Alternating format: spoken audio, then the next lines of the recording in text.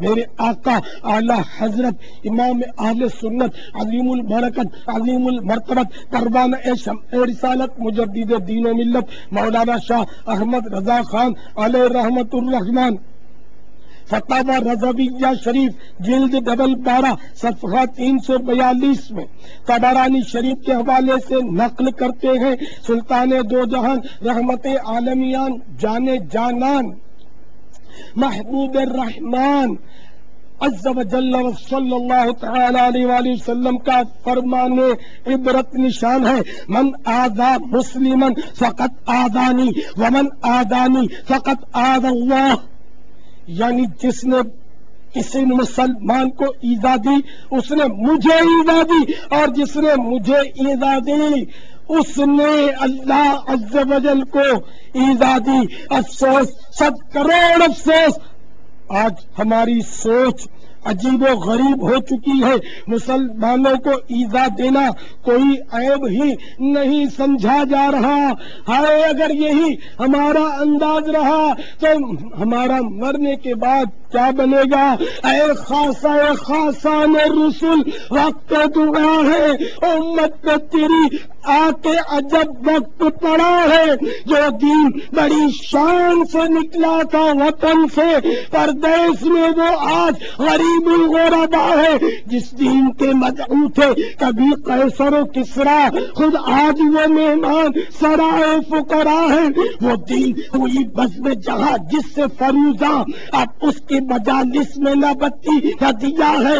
جس دین کی حجت سے سب ادیان تھے مغلوب، اب معترض اس دین پہ ہر سرا ہے۔ چھوٹوں میں اطاعت ہے نہ شفقت ہے، بڑوں میں پیاروں میں محبت ہے نہ یاروں میں وفا ہے۔ وہ قوم نے تیری کوئی بڑائی، پر نام تیری قوم کا یا اب بھی بڑا ہے۔ ڈر ہے کہیں یہ نام بھی مٹ جائے نہ، آخر مدت سے اسے دور زماں بیٹھ رہا ہے۔ وہ قوم کے آفاق میں جو سرب فلک تھی، وہ یاد میں اسلاف کی اب روب قضا ہے۔ جو قوم کے مالک تھی علوم اور حکم کی، اب علم کا وہ نام نہ حکمت کا پتہ ہے۔ کو جن کے کمالات کا لگتا ہے اب اتنا، گمدشت میں ایک قافلہ بے تبل و دھرا ہے۔ جو کچھ ہے وہ سب اپنے ہی ہاتھوں کے ہیں کرتوت۔ یا سیدی، یا حبیبی، یا مولائی، یا رسول اللہ، ہم اعتراف کرتے ہیں جو کچھ ہے وہ سب اپنے ہی ہاتھوں کے ہیں کرتوت۔ شکوا ہے زمانے کا نہ قسمت کا گلا ہے، دیکھے ہیں یہ دن اپنی ہی غفلت کی بدولت۔ سچ ہے کہ برے کام کا انجام برا ہے، فریاد ہے اے کشتی امت کے نگہباں، بیڑا یہ تباہی کے قریبان لگا ہے۔ اے چشمہ رحمت بے ابی انت و امی، دنیا پہ تیرا لطف سدا عام رہا ہے۔ جس قوم نے گھر اور وطن تجھ سے چھڑایا، جب تو نے کیا نیک سلوک ان سے کیا ہے۔ 100 بار تیرا دیکھ کے افور ترغم، ہر باغی و سرکش کا سر آخر کو جھکا ہے۔ برتاؤ تیرے جب کہ یہ اعدا سے ہیں اپنے، اعدا سے غلاموں کو کچھ امید سوا ہے۔ کر حق سے دعا امت مرحوم کے حق میں، خطروں میں بہت اس کا جہاز آ کے گرا ہے۔ امت میں تیری نیک بھی ہے بد بھی ہے، لیکن دل دادا تیرا ایک سے ایک ان میں سوا ہے۔ ایمان جسے کہتے ہیں عقیدے میں ہمارے، وہ تیری محبت تیری عطرت کی بنا ہے۔ جو خاک تیرے درس پہ ہے جاروب سے اڑتی، وہ خاک ہمارے لیے دارو شفا ہے۔ جو شہر ہوا تیری ولادت سے مشرف، اب تک وہی قبلہ تیری امت کا رہا ہے۔ جس شہر نے پائی تیری ہجرت سے سعادت، مکے سے کشش اس کی ہر ایک دل میں سوا ہے۔ کل دیکھیے پیش آئے غلاموں کو تیرے کیا، اب تک تو تیرے نام پہ ایک ایک فدا ہے۔ ہم نیک ہیں یا بد ہیں، پھر آخر ہے تمہارے۔ اے اللہ کے محبوب، نگاہ کرم نگاہ کرم، یا رسول اللہ انظر حالنا، یا حبیب اللہ اسمع قولنا، اننی فی بحر ہم مغرق خذ یدی سجل لنا اشکالنا۔ ہم نیک ہیں یا بد ہیں، پھر آخر ہے تمہارے، نسبت بہت اچھی ہے، اگر حال برا ہے تدبیر سنبھلنے کی ہمارے نہیں کوئی، ہاں ایک دعا تیری کے مقبول خدا ہے۔ صلو علی الحبیب صلی اللہ تعالی علی محمد۔ اے میرے میٹھے میٹھے اور پیارے پیارے اسلامی بھائیوں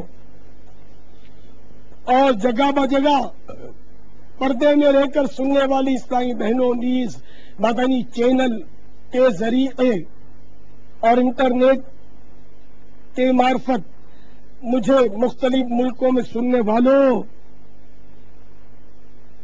اگر آپ کبھی کسی مسلمان کی بلا وجہ شرعی دل آزاری کر بیٹھے ہیں تو اس سے آپ کا چاہے ایسا ہی قریبی رشتہ ہے، بے شک بڑے بھائی ہیں، وہ آپ کا چھوٹا بھائی ہے، آپ اس کے والد ہیں، شوہر ہیں، سسر ہیں، یا کتنے ہی بڑے رتبے کے مالک ہیں، چاہے صدر ہے، چاہے وزیر اعظم ہے، چاہے استاذ ہے، پیر و مرشد ہے، یا امام و خطیب ہے، آپ کچھ بھی ہیں، بغیر شرما توبہ بھی کیجئے اور اس بندے سے معافی مانگ کر اس کو راضی بھی کر لیجئے،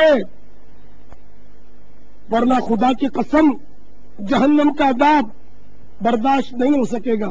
سنو سنو اے لوگوں کا دل دکھانے والوں، اے دل آزاریاں کرنے والوں، اے مسلمانوں کو ایذا دینے والوں، اے مسلمانوں کو ذلیل کرنے والوں، اے لوگوں کے دل دکھانے والوں، اے مسلمانوں کو ایذا پہنچانے والوں، سنو سنو، دیکھیے بعض اوقات طنز کرنے سے بھی ایذا ہو جاتی ہے، بعض اوقات بلا وجہ اس پر تنقید کرنے سے بھی ایذا ہو جاتی ہے۔ ہاں ہاں، اگر موٹے کو کہو گے یہ موٹا تو بھی ایذا ہو جائے گی، نابینا کو کہو گے اندھے تب بھی ایذا ہو جائے گی، اے بہرے، اے گونگے، اندھا ہے دیکھتا نہیں ہے، بے وقوف کہیں کا، بلا عذر بلا اجازت شرعی اس طرح کے الفاظ کہنے سے بھی دل آزاریاں ہوتی ہیں، بظاہر بہت معمولی دل آزاریاں لگتی ہیں، یہ بہت معمولی فعل لگتے ہیں، لیکن دل آزاری، آخر دل آزاری ہے، مسلمان کا دل دکھانا یہ بہت خطرناک ہے۔ سنو سنو، میرے آقا مدینے والے مصطفیٰ صلی اللہ تعالی علیہ وآلہ وسلم نے ایک مرتبہ کعبہ مشرفہ کو مخاطب کر کے فرمایا، مسلمان کی حرمت یعنی مسلمان کی عزت تجھ سے زیادہ ہے، تو مسلمان کی بے عزتی کرنا، اس کو ذلیل کرنا بلا اجازت شرعی، یہ کوئی چھوٹا جرم نہیں ہے۔ تو اے مسلمانوں کی دل آزاریوں کا سبب بننے والوں، سنو، حضرت سیدنا یزید بن شجرہ رحمت اللہ تعالی علیہ فرماتے ہیں، جس طرح سمندر کے کنارے ہوتے ہیں اسی طرح جہنم کے بھی کنارے ہیں، جن میں بختی اونٹوں جیسے سانپ اور خچروں جیسے بچھو رہتے ہیں۔ اہل جہنم جب عذاب میں کمی کے لیے فریاد کریں گے تو حکم ہوگا کناروں سے باہر نکلو، وہ جو ہی نکلیں گے تو وہ سانپ انہیں ہونٹوں سے اور چہروں سے پکڑ لیں گے اور ان کی کھال تک اتار لیں گے، وہ لوگ وہاں سے بچنے کے لیے آگ کی طرف بھاگیں گے، پھر ان پر کھجلی مسلط کر دی جائے گی، وہ اس قدر کھجائیں گے کہ ان کا گوشت پوست سب جھڑ جائے گا اور صرف ہڈیاں رہ جائیں گی۔ پکار پڑے گی، اے فلاں کیا تجھے تکلیف ہو رہی ہے؟ وہ کہے گا ہاں، تو کہا جائے گا یہ اس ایذا کا بدلہ ہے۔ اے لوگوں کو ایذا دینے والوں کان کھول کر سنو، اسے کیا کہا جائے گا؟ کہا جائے گا یہ اس ایذا کا بدلہ ہے جو تو مسلمانوں کو دیا کرتا تھا۔ الامان والحفیظ، الامان والحفیظ، توبوا الی اللہ، استغفر اللہ، صلوا علی الحبیب صلی اللہ تعالی علی محمد۔ ارے ایذا تو بہت معمولی حرکت سے بھی بسا اوقات ہو جاتی ہے، ہائے ہائے ہمارا کیا بنے گا؟ سنو سنو، اللہ کے پیارے محبوب دانا غیوب منزہون عن العیوب صلی اللہ تعالی علیہ وآلہ وسلم نے ارشاد فرمایا، مسلمان کے لیے جائز نہیں کہ دوسرے مسلمان کی طرف آنکھ سے اس طرح اشارہ کرے جس سے تکلیف پہنچے۔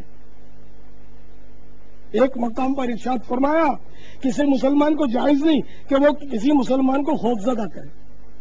تو معلوم ہوا کہ کسی کو خوفزدہ کرنا یا ایذا دینے والی نظروں سے گھورنا اس کی بھی شرعی اجازت نہیں ہے کہ یہ بھی ایذا. ہاں جب تک شرعی اجازت کے تحت کرے تو الگ بات ہے. تو بہرحال میرے پیارے پیارے میٹھے اسلامی بھائیوں، پتا چلا کہ صرف ہاتھ سے ہی ایذا نہیں ہوتی، صرف کلاشن کوف سے ایذا نہیں ہوتی، صرف خنجر یا چھری سے ایذا نہیں ہوتی. یہ زبان جو یہ دو دھاری تلوار ہے، یہ بہت خطرناک ہے، اس سے بڑی ایذائیں ہوتی ہے.